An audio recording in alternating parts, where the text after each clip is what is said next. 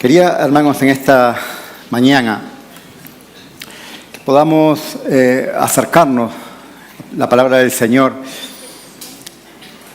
al libro de Job.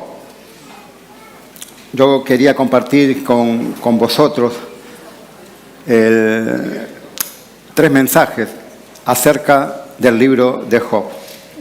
Hoy es el primer mensaje que quiero compartir, pero que tenía idea de poder dividir el libro de Job en tres partes. El primero, que es lo que miraremos en esta mañana, es acercarnos al personaje en sí. No sé si siento como al personaje en sí. Los primeros 5 versículos del capítulo 1 de Job nos describen a este hombre y describe claramente, hace como una radiografía de Job. En segundo lugar, ¿cuál fue su reacción ante el sufrimiento, ante el dolor, ante la pérdida? Sabéis que Job, el libro de Job, se reconoce o se conoce como uno de los hombres que más ha sufrido. Uno, cuando habla de Job, asocia al sufrimiento, al dolor por la pérdida que este hombre justo pasó. Pero es interesante el proceso, cómo Job pudo vivir cada etapa, cómo él resolvió, cómo él reaccionó frente a la pérdida, frente al dolor, frente al sufrimiento. Y por último, poder ver también cómo concluyó Job toda su etapa, a qué conclusión llegó después de haber pasado por todo ese proceso de dolor, de pérdida y de sufrimiento. Esas palabras tan preciosas que hay al final del libro de Job: de oídas te había oído, pero ahora te he visto, ¿no? O sea, había oído de ti, pero ahora he experimentado de primera mano realmente saber quién eres tú. Y poder dividir en estos 3 espacios el libro de Job. Y quiero hacerlo desde comenzar leyendo el libro de Santiago. Santiago hace alusión a Job, también lo hace Ezequiel, pero Santiago capítulo 5, versículo 10, que es con el versículo que yo quiero empezar, dice: hermanos míos, tomad como ejemplo de aflicción y de paciencia a los profetas que hablaron en nombre del Señor.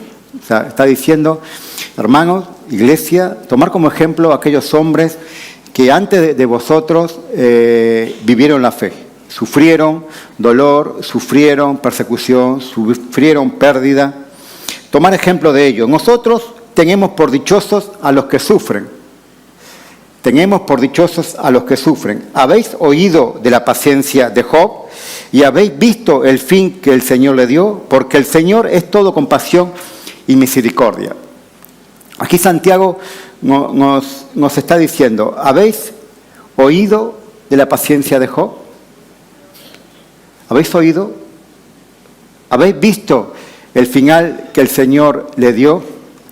Yo creo que la palabra nos invita, en primer lugar, y este orden me parece también significativo: oír. ¿Habéis oído? No dice habéis visto y después habéis oído. Habéis oído de la paciencia de Job y después habéis visto lo que el Señor hizo. Y es importante porque el oír nos lleva al poder ver. Muchas veces queremos ver, pero no oír. O ver antes que oír. O sea, quiero ver lo que el Señor hace en mi vida, pero no oigo su consejo. O sea, y me parece significativo. ¿Habéis oído de mi siervo Job? O sea, cuando Santiago habla de que tomar ejemplo de aquellos que sufrieron, dichosos los que han sufrido, nombra a Job. O sea, ¿habéis oído de Job? Entonces, hermano, yo creo que es importante ver a Job. es importante ver por qué la palabra nos invita a ver, a oír acerca de la paciencia de Job. O sea, algo tiene que decirnos. A mí me generaba una intriga, a ver, ¿qué es lo que la palabra tiene que decirme? Y acerca del libro de Job, ¿sabes? El libro de Job es un libro muy antiguo, es uno de los más antiguos y más largos de la Biblia, donde tiene enseñanzas reales, escrito en una cultura antigua, con una distancia cultural muy grande con la que hoy tenemos, una distancia histórica muy grande con la que hoy tenemos, pero es un libro que tiene enseñanzas muy, muy importantes. O sea, en el Antiguo Testamento pasaron acontecimientos puntuales que hoy no podrían suceder. Pero sí me gustaría que podamos ver el concepto general, la reacción de Job ante la pérdida. La pérdida, hermanos, el sufrimiento y el dolor es algo que nos acompaña o nos acompañará o nos ha acompañado en algún momento de nuestra vida. Ninguno aquí de nosotros podemos decir que estamos libres de pasar momentos de sufrimiento. El sufrimiento es algo que camina a nuestro lado, es algo que nos acompaña en la vida. Y tú y yo decidimos cómo vivirlo, cómo afrontarlo, cómo reaccionar ante él, cómo actuar, qué hacer. La historia narra en el libro de Job, en los primeros versículos, primer capítulo y hasta el versículo 10 del capítulo 2, realmente lo que le pasó a Job. Primero hace lo que decía antes, una radiografía de quién era Job, nos muestra quién era él como hombre y después enseguida lo que le pasó, o sea, las pérdidas que él tuvo. Y al final del libro, la conclusión que Job llegó y también la respuesta de Dios. En medio, los 39 versículos que hay en medio son expresiones de sus amigos, de Job, reacciones de su mujer también. Pero realmente en los primeros versículos se desenlaza toda la historia. Es un libro que ha abierto un gran debate que hoy en día nos sigue habiendo. ¿Por qué Dios permite el sufrimiento de los justos? ¿Por qué Dios permite que a la gente buena le pase cosas malas? ¿Por qué pasan cosas en el mundo, cosas malas, si existe Dios? O sea, la persona atea, la que no cree en Dios, usa esto, ¿no? Este es como el bastón de donde se sostiene. Si existe Dios, ¿por qué existe el mal? Si existe Dios, ¿por qué el justo tiene que pasar sufrimiento? Pero a la vez, este libro arroja luz a esa pregunta y da una respuesta a esa pregunta. Aquellos que conocemos al Padre, aquellos que hemos tenido un encuentro con Dios, podemos entender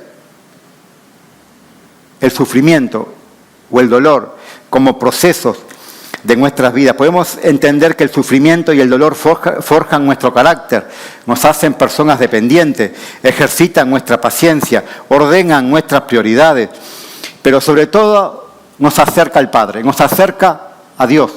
Nos acerca a Dios y a ver el infinito amor y experimentar el propósito de Dios en medio del sufrimiento. Muestra de una manera explícita, real. Yo no veo, creo que Job es el mejor ejemplo acerca del dolor y el sufrimiento, porque fue un hombre que experimentó la pérdida de una manera muy rápida, muy trágico, él en un momento todo eso que él tenía, toda la estabilidad que él tenía se vio afectada porque lo perdió todo. O sea, fue un hombre que hasta su propia salud. Fue un hombre que experimentó el dolor y el sufrimiento en primera persona. Y es importante, hermanos, saber, como hijos de Dios, que el sufrimiento forma parte de nuestras vidas.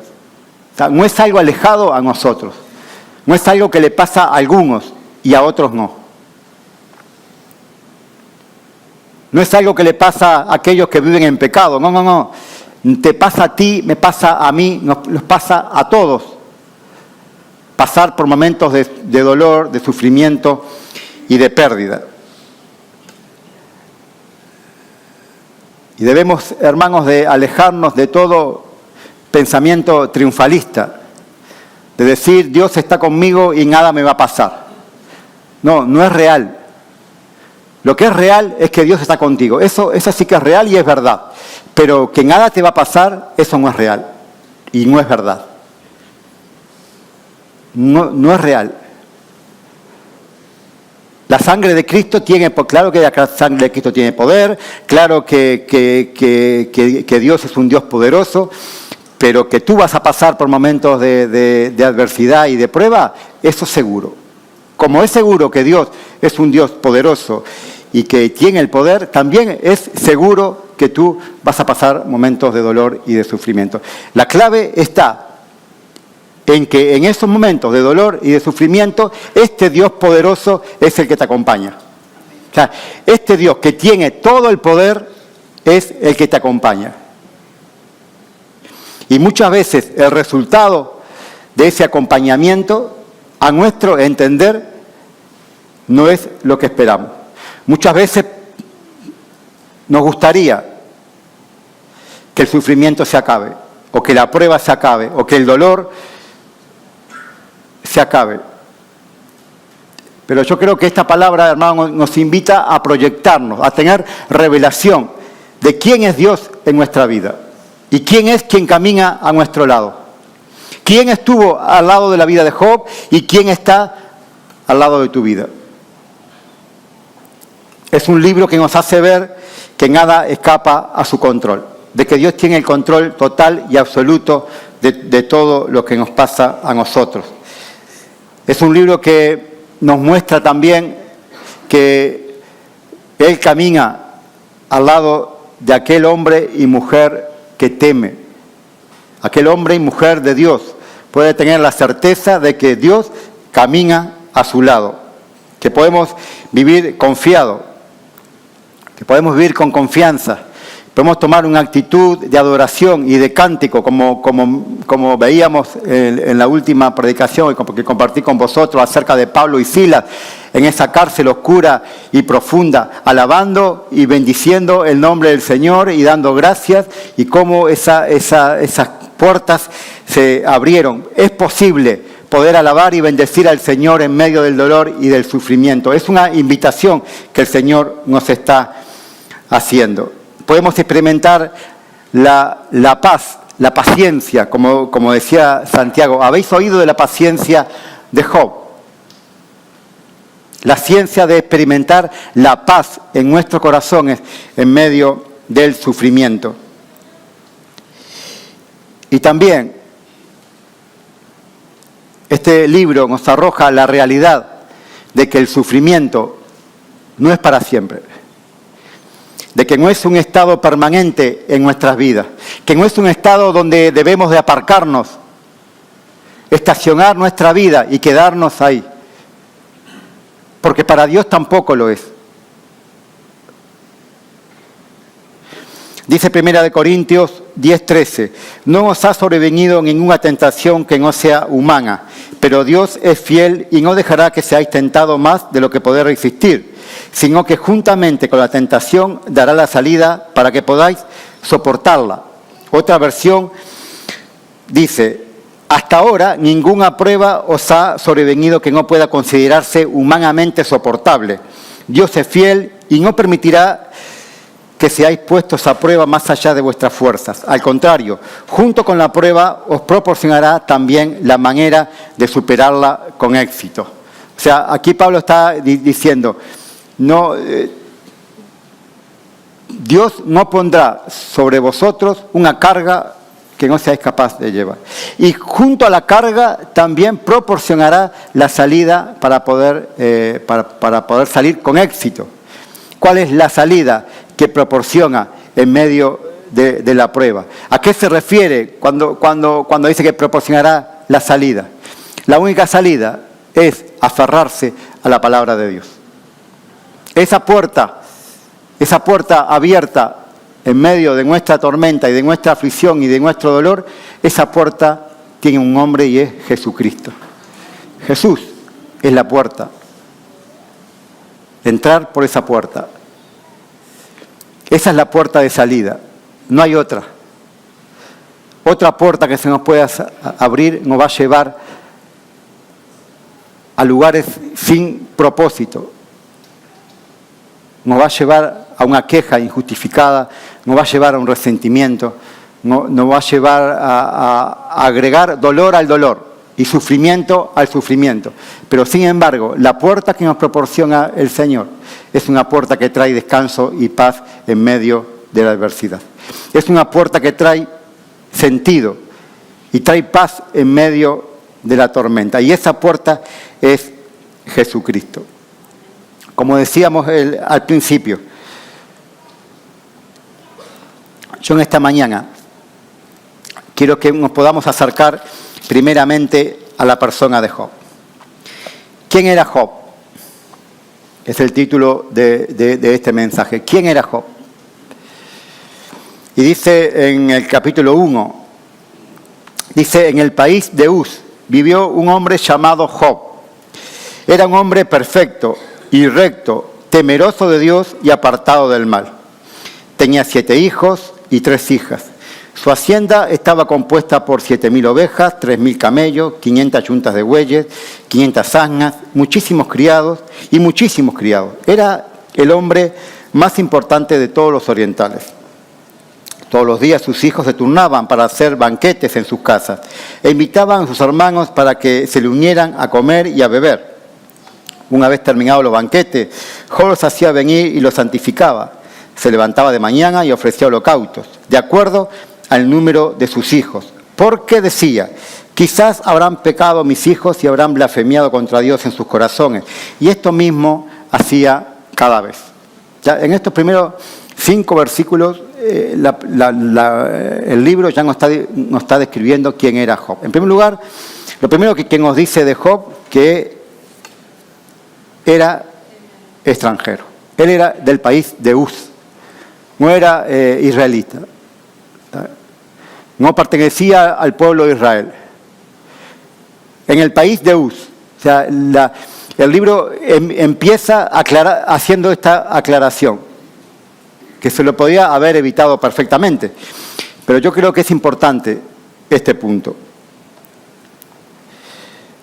Uz, el país de Uz, desde que estaba en la región de Edom, no estaba lejos de Israel. Pero yo creo, hermanos, que el hecho de que Dios honrara a su siervo Job, como lo dice también Ezequiel, cuando Dios hace justicia con su pueblo desobediente, y él les dice, si en medio de vosotros hubiera entre 3 hombres, José, Noé y Job, si tuvieran ellos entre vosotros, solo ellos se salvarían, ni siquiera sus hijos. O sea, Dios tenía a Job en una alta estima. Dios honraba a este hombre extranjero. Si Job estuviera en medio de ese pueblo solo, él se salvaría. Y es importante tener esto presente. Saber que la gracia de Dios, saber que el caminar en el Señor está al alcance de cualquiera de nosotros. Cualquiera de nosotros.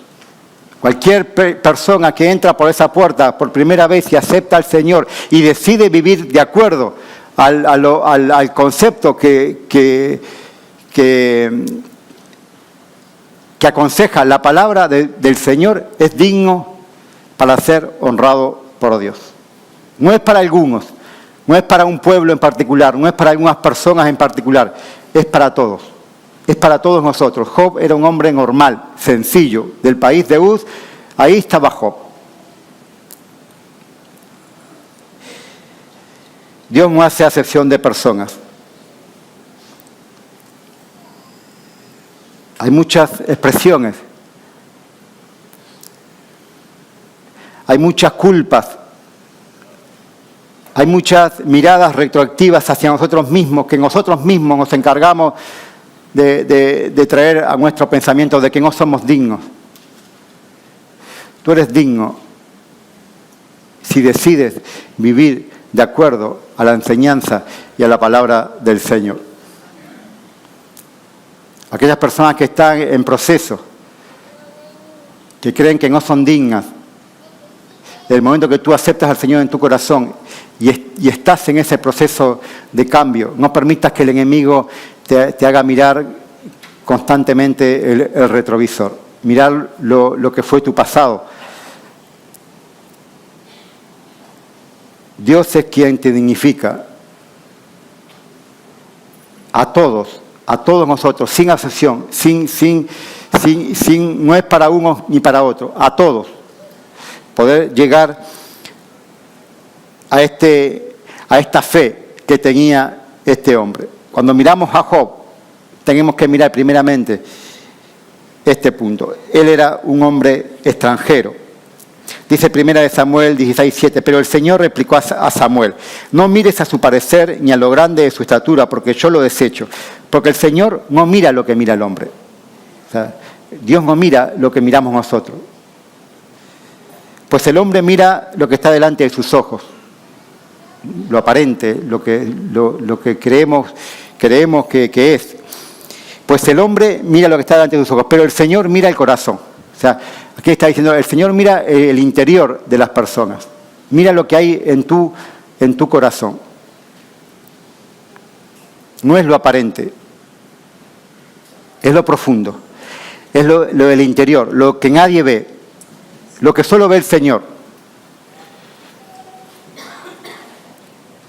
En segundo lugar, dice inmediatamente que era un hombre perfecto y recto. O sea, otra característica de Job. Era un hombre perfecto. ¿Y qué pienso cuando pienso en un hombre perfecto? ¿Qué se me viene a la mente cuando pienso en un hombre o una mujer perfecta? Job no era un hombre perfecto ni por su sabiduría, ni por los bienes que poseía, que eran muchos, ni por su reputación, que era muy buena. Job era un hombre perfecto porque amaba a Dios. Job era un hombre perfecto porque era un hombre maduro en la fe. Job era un hombre perfecto porque por encima de todo su vida proyectaba la vida de Dios. Job era un hombre perfecto porque era un hombre con relación con Dios, con visión. Y eso fue lo que sostuvo a Job en los tiempos más duros de su vida. Si hay algo que sostuvo a Job en los momentos de más dolor, fue su relación con Dios. Eso fue lo que lo mantuvo. Y aún rascándose, como ya lo veremos más adelante, rascándose de su espalda, dice, de la sarna que le había venido. Ahí en el momento más duro de su vida, lo que sostuvo a Job fue la relación con el Padre. De oídas te había oído, pero ahora te conozco. De oídas me habían contado de ti, pero ahora lo he experimentado en carne propia. Ahora sé quién es mi Padre, ahora sé quién es Dios.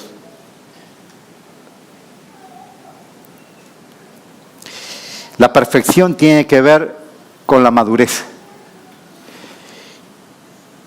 Y nosotros nos equivocamos mucho, erramos al blanco cuando asociamos, cuando miramos la perfección desde la perspectiva ni de no cometer errores, de hacer todo bien.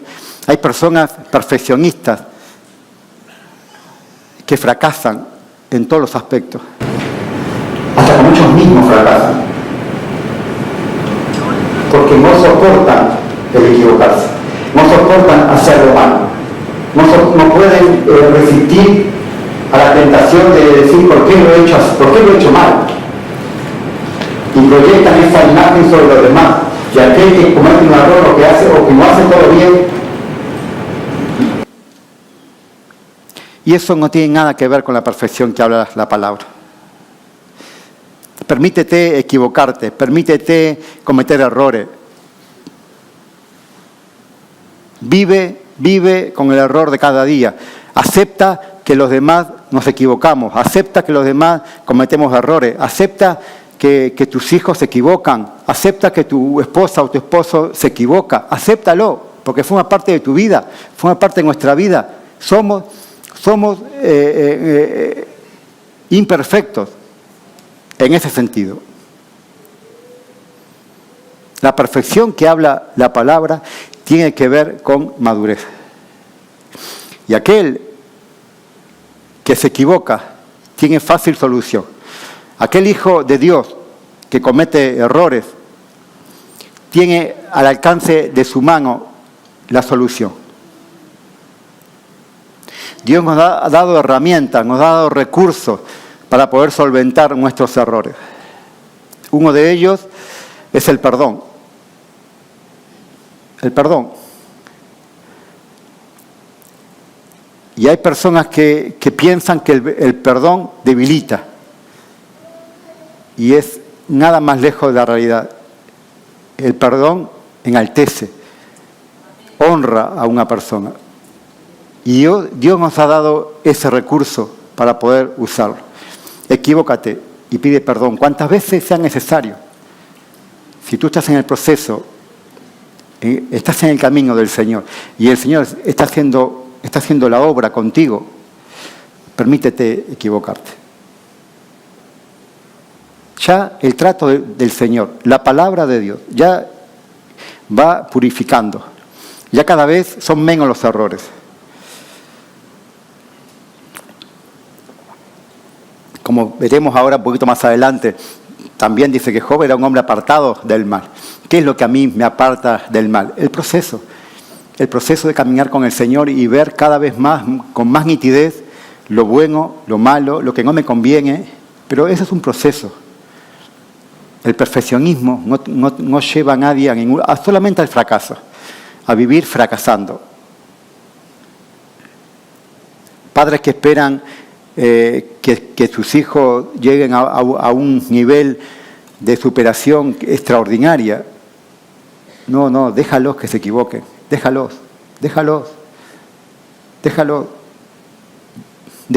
que tropiecen.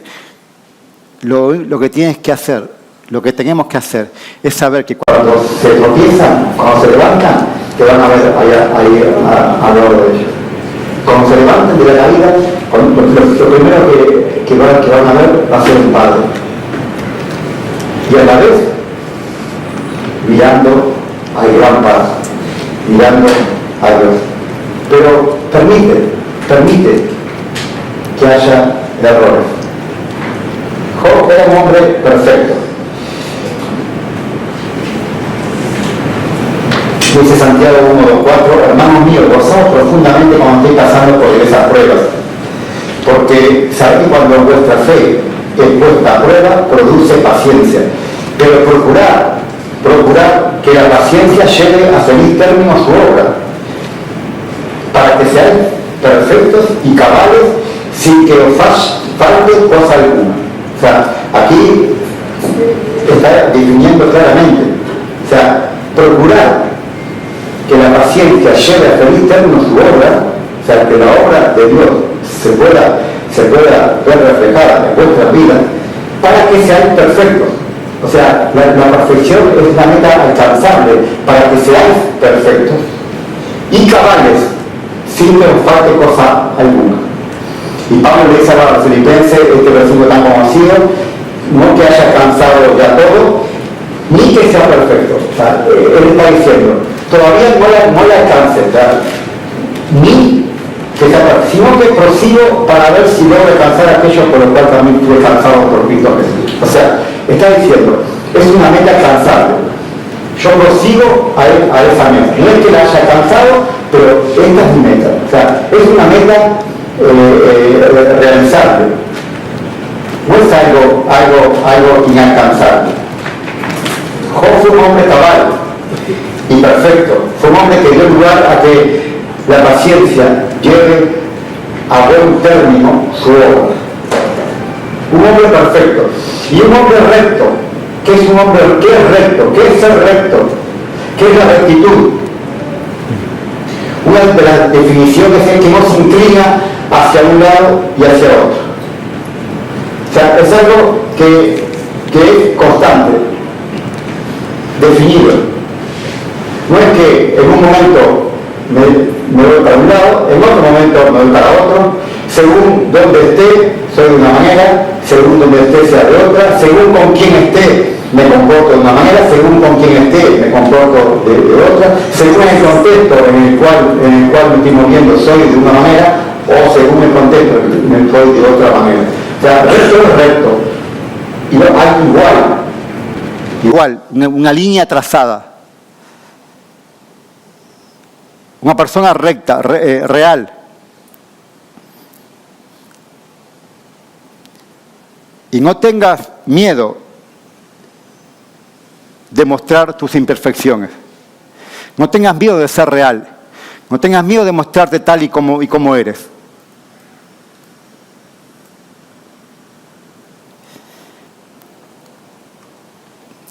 Dicho de una persona severa en el cumplimiento de las normas morales de conducta. Hermanos, la rectitud tiene que ver con ser consecuentes con lo que predicamos, con ser consecuente con lo que representamos. ¿Y qué es lo que el Hijo de Dios representa? ¿Qué es lo que tú y yo representamos? Representamos al Padre. Al Padre. Cuando nosotros hablamos del Señor, cuando viene alguien por primera vez que no conoce al Señor, ¿qué es lo que ve? ¿Qué es lo que ve la gente? Ve a hijos y después conoce al Padre. Primero se relaciona con hijos. Entonces el Hijo, nosotros, tenemos la responsabilidad de enseñar al Padre. O sea, te presento a mi Padre. O sea, lo que nosotros representamos son los valores del reino. ¿Qué es lo que vamos a mostrar?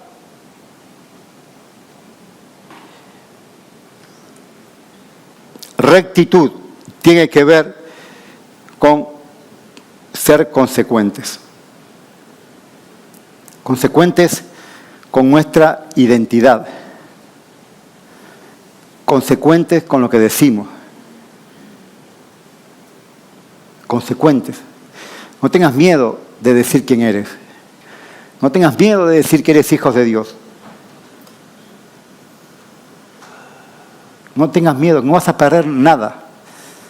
No vas a perder nada, al contrario, vas a ganar mucho.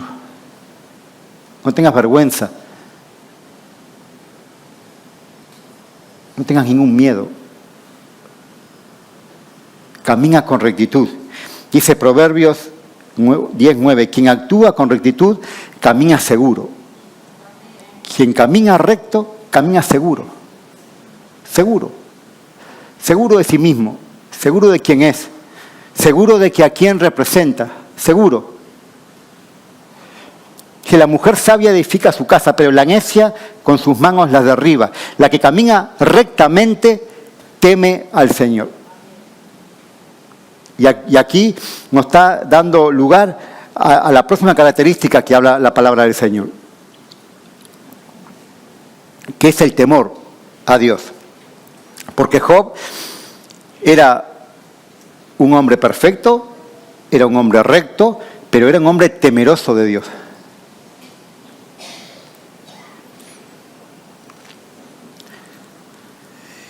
El principio de la sabiduría es el temor a Dios. O sea, el hombre sabio, la mujer sabia, tiene como principio, tiene como valor fundamental en su vida ser temeroso de Dios. No seas sabio en tu propia opinión. No te apoyes en tu propia opinión, sino teme al Señor y apártate del mal, porque esto será medicina para tus músculos y refrigerio para tus huesos. Esto es salud. Temeroso de Dios. El temor a Dios tiene que ver con reconocimiento. Yo estoy reconociendo el señorío de Cristo en mi vida. Yo estoy reconociendo a Dios como el centro, como el Señor de mi vida. O sea, yo tengo temor de Dios.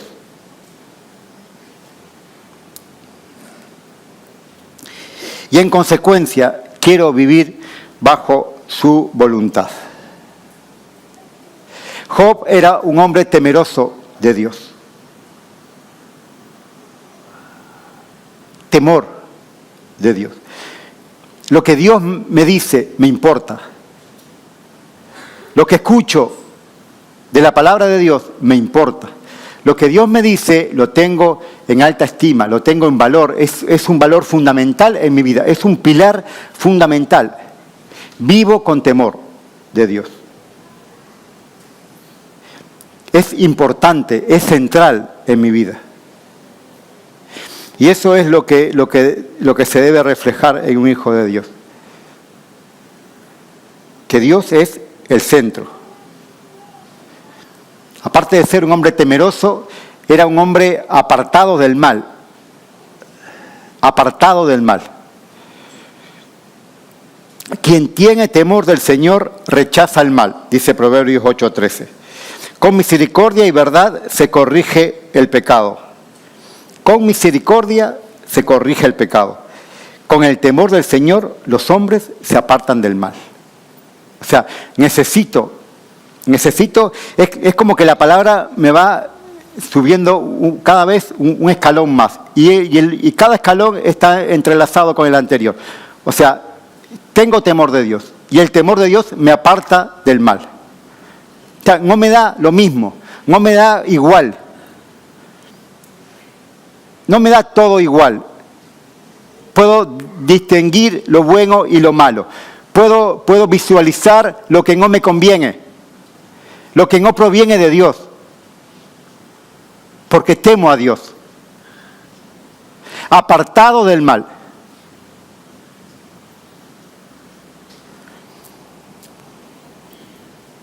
Dichoso el hombre que no sigue consejo de malvados, ni recorre el camino de los pecadores, ni se sienta a conversar con blasfemos, sino que en la ley del Señor está su delicia. Este es el Salmo 1, que en la versión nuestra dice: bienaventurado el hombre que no anduvo en consejo de malos, ni se ha sentado en silla de encarnecedores, sino que su delicia, su principio, su prioridad está en el Señor.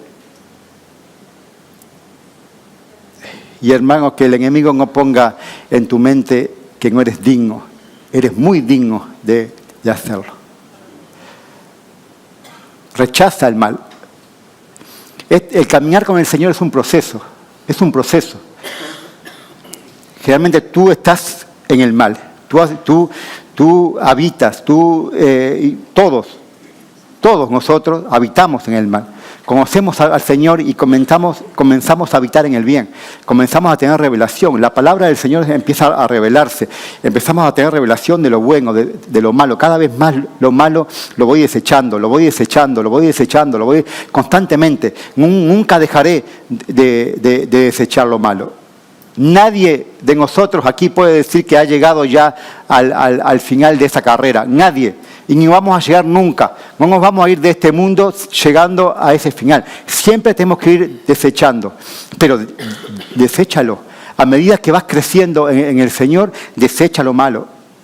Cada vez lo malo va a ser menos llamativo. Porque hay cosas que ya te van a escandalizar de malas que son. Pero es un proceso. Es un caminar con el Señor. el Señor va limpiando los pensamientos, va limpiando las actitudes, va limpiando un montón de acciones nuestras y cada vez vemos con más nitidez el bien y cada vez aborrecemos más el mal. A eso se refiere. Job era un hombre que apartado del mal. Y cuando habla de apartado del mal, habla de relación con Dios. No nos podemos apartar del mal si no hay relación con Dios, porque el Espíritu Santo es el que trae revelación de pecado. El Espíritu Santo es el que trae revelación del mal y del bien. Entonces necesitamos que nuestra vida camine, que meternos más en el agua, como dice esa canción, hasta los tobillos, hasta las rodillas, que nuestra vida cristiana vaya en aumento, generando influencia, generando conocimiento, generando relación con Dios. Y entonces estaremos proyectando la imagen del Padre. La imagen del Padre no es una imagen de hijos perfectos, es una imagen de hijos que están en el proceso, es una imagen de hijos que caminan hacia la perfección, imperfectos, con 1000 errores, pero hombres y mujeres que aman al Padre y que quieren caminar en ese camino de rectitud, que se apartan del mal.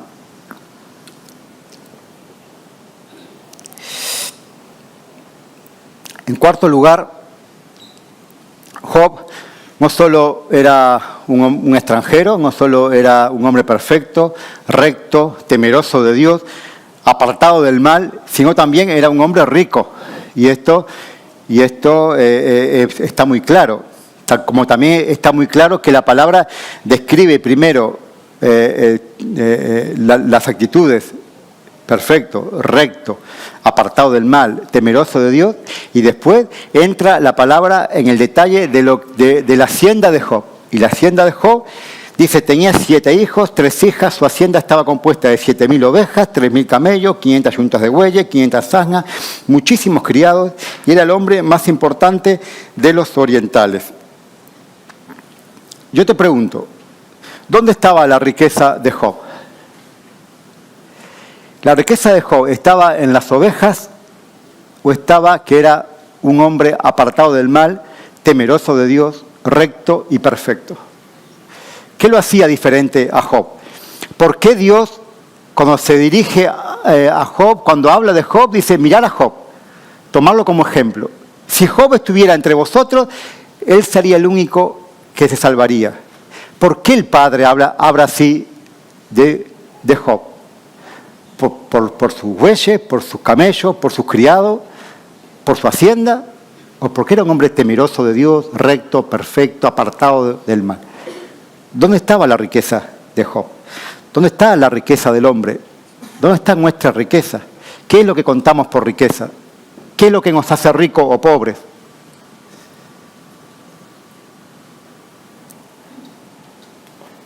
Job era un hombre rico, porque era un hombre identificado con el Padre. ¿Qué concepto tenemos de riqueza? Otro hombre que la palabra dice que era muy rico era Abraham. Abraham era un hombre también muy rico. Tenía muchísimo, pero hay una imagen que me llama muchísimo la atención. Cuando él se separa de su sobrino, de Lot, se separan porque los criados ya no podían mezclarse juntos. Tenían tanto que decidieron separarse. Y Abraham le dice a su sobrino: mira, tú vete a la izquierda y yo me voy a la derecha. Si tú te vas a la derecha, yo me voy a la izquierda. O sea, me da igual. La derecha, la izquierda, me da igual. O sea, como que le está diciendo: lo que tú deseches, a mí ya me vale. Entonces Lot, me imagino que se paró así y empezó a mirar. A su izquierda estaba todo seco, no había vida, no había aparente prosperidad. Miró a la derecha, vio pasto, vio agua, vio prosperidad, entonces dice: yo me voy para ahí. Y Abraham le dice: bueno, yo me quedo con lo que tú desechas. Y Dios siguió bendiciendo a Abraham. Le dio tanto, descendencia, lo bendijo tanto. Por eso hermano, ¿quién es el hombre rico? ¿Quién es? ¿El que más tiene o el que más cerca del Padre vive? Abraham le dio lo mismo. Job le dio exactamente lo mismo, como lo veremos a continuación. Job tenía otras prioridades. Era un hombre importante y era el más importante de los orientales. Y esto, tela, Pero Job, cuando Dios habla de Job, no habla de eso. No resalta que era un hombre importante de los orientales. Fue un hombre que sufrió como nadie. Fue un hombre que vivió el dolor y el sufrimiento más desgarrador que un hombre puede vivir. Fue un hombre que perdió todo,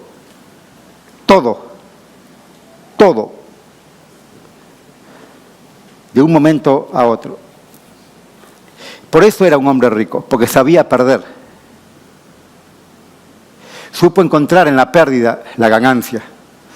Supo encontrar en la pérdida el beneficio, lo bueno, lo que vale, lo real, lo que no perece, lo importante. Hermano, tan importante es saber vivir en abundancia como saber vivir en necesidad. También habla de un hombre o de una mujer. Es más fácil, bastante más fácil, saber vivir teniéndolo todo. Pero realmente en las duras, en los momentos difíciles, es cuando realmente se ve la relación que tenemos con Dios.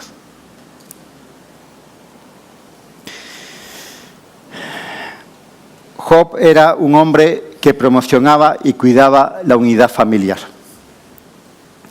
A Job le importaba lo importante.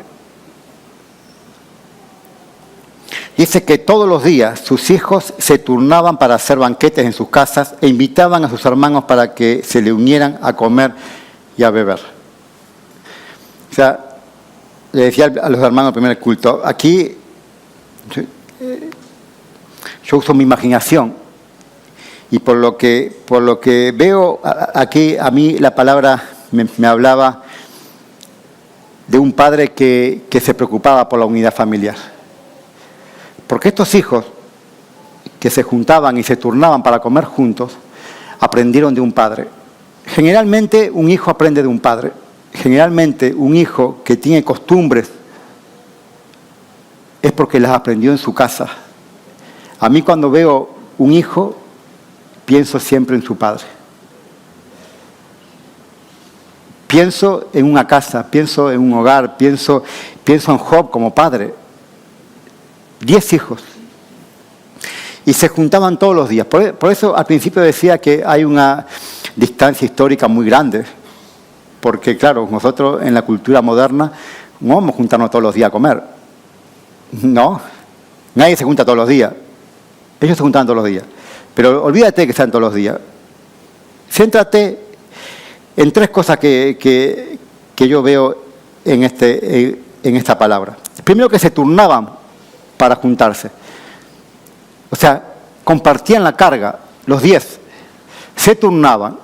Y en todas las versiones de la Biblia lo dice, O sea, no es una palabra que está ahí o sea, se turnaban, se dice otra, pero exactamente dice lo mismo. O sea, ¿qué significa que se turnaban? O sea, que un día iban a la casa de uno, otro a la casa de otro, o sea, el anfitrión iba cambiando. ¿A mí qué me habla de esto? Me habla de enseñanza, me habla de responsabilidad, me habla de que estaban educados a esforzarse por recibir a sus hermanos. Compartían la carga. Hay familias que los anfitriones siempre son los mismos. Hay familias que siempre es la casa de un hermano, la casa paterna. Es más fácil. Hombre, es más fácil. Me voy del culto, me voy a la casa de mi hermana a comer hoy y el domingo que viene también. Vengo al culto tranquilo, me voy a la casa de mi hermana otra vez. Mi hermana me abre todos los domingos su casa. Está bien, compartimos, somos hermanos. Pero aquí enseña a turnarse. O sea, un día voy a tu casa, pero otro día vienes a la mía. Y eso significa que cuando tú vienes a la mía, yo me esfuerzo para recibirte. Eres importante para mí, por eso que te recibo. Quizás alquilar un poco fino, pero yo creo que esto es algo importante. Y esto tiene que ver con la influencia de un padre. Se turnaban, compartían la carga. No era siempre el mismo, se compartían. Se invitaban. En segundo lugar, dice que se invitaban a sus hermanos. O sea, me imagino, eran 10, se invitaban, si habían, no daba igual que fueran 4 o 5 o 8. Se invitaban los 10. O sea, había unidad. Se velaban por la unidad. O sea, no da lo mismo. Y hacían fiesta. Celebraban. Y eso es otro aspecto importante.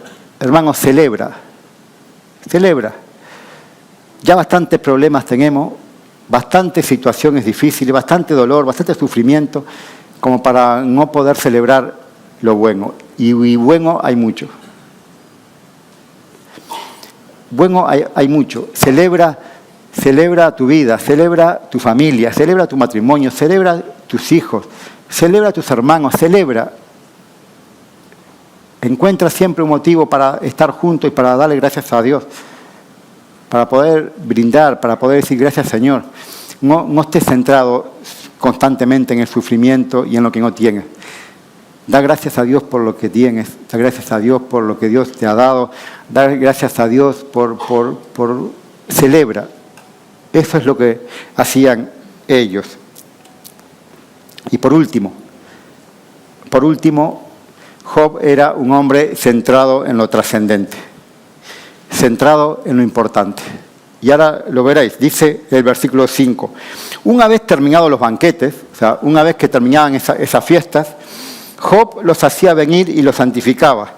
Se levantaba de mañana y ofrecía holocaustos de acuerdo al número de sus hijos, 10. Porque decía, quizás habrán pecado mis hijos y habrán blasfemiado contra Dios en sus corazones. Y esto mismo hacía cada día. O sea, fijaros, este padre, cada día, al otro día, se levantaba y lo primero que hacía era orar a Dios, levantar un altar por cada uno de sus hijos y orar por las dudas, por si alguno de ellos, en el día anterior, porque se veían todos los días, había blasfemiado contra Dios. Yo te pregunto, ¿en qué estaba centrado este hombre? ¿Qué era lo importante para Job? ¿Las ovejas, los bueyes, los criados o lo trascendente? ¿Por qué Job era un hombre rico? Porque estaba centrado en lo importante. Él decía, yo cada día voy a arrodillarme y a orar por cada uno de mis hijos, por las dudas que hayan blasfemiado contra Dios. Job sostenía a su familia en oración. La confianza de Job no estaba puesta en sus bienes. ¿Qué va? ¿Qué necesitaban esos hijos? Nosotros podemos pensar en nuestra cultura moderna. Esos hijos no necesitan nada. Tienen herencia para vivir como quieran. Ellos, sus hijos, sus nietos, varias generaciones pueden vivir sin problema con lo que tienen. ¿Qué va? ¿Qué va si eso no es lo importante? Eso no es lo importante, eso no tiene importancia. ¿Qué va? Si puedes ser el hombre más pobre del mundo teniendo todo lo que quieras tener. Entonces Job le enseñó, no, lo importante aquí es no blasfemiar contra Dios. Lo importante aquí es que aquí hay un Padre que va a orar por cada uno de vosotros, cada día. Eso es lo importante. Y eso es lo que distinguía a Job. Eso es porque Dios decía, si un hombre como Job está en medio de este pueblo, sería el único que le salvaría. Mirar y oír de Job. ¿Qué era lo importante? Y este mismo hombre lo pierde todo. Este mismo hombre pierde lo de más valor de un momento a otro. Pero sigue siendo el mismo hombre temeroso de Dios. El mismo hombre que supo moverse en abundancia, también se movió en escasez. También se movió en sufrimiento, en dolor, en pérdida.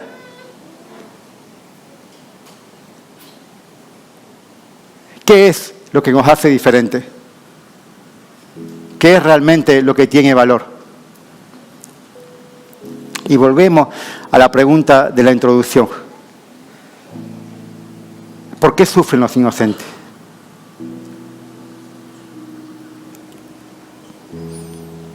¿Por qué sufre un hombre recto y temeroso de Dios, apartado del mal?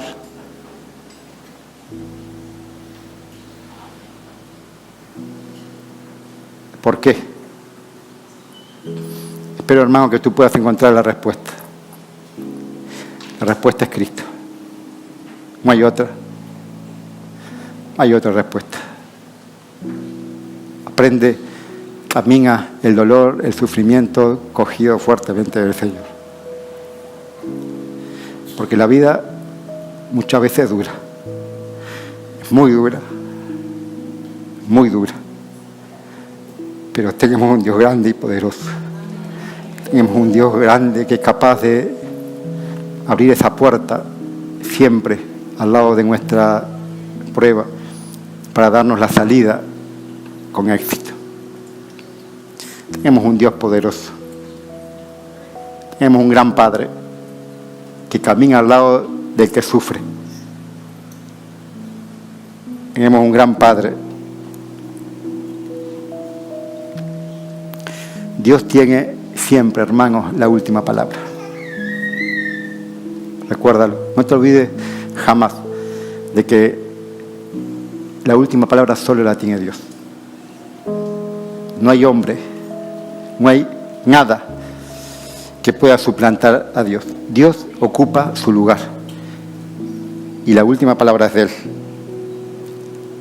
Recuerda que el Señor no pondrá sobre ti una prueba que no puedas soportar. Y junto a la prueba pondrá también la salida. Que saldrás reforzado. Saldrás reforzado. ¿Reforzado en qué? En cuanto a paciencia, en cuanto a relación, a dependencia. Serás un mejor hijo. Deja que el Señor te acompañe y vive el dolor y el sufrimiento con el Padre. No intentes vivirlo solo, porque solo es muy frustrante. Solo el enemigo te va a llevar a lugares desiertos, te va a llevar a pensamientos que no te van a llevar, no te van a guiar a ningún lado, te va a llevar a hacerte preguntas, a no encontrar respuestas, te va a llevar a la desolación, te va a llevar a la desesperación. Aléjate de eso, aléjate. Coge los brazos del Padre, que el Padre te va a llevar a relación. No te abandonará, no te soltará en medio de la prueba.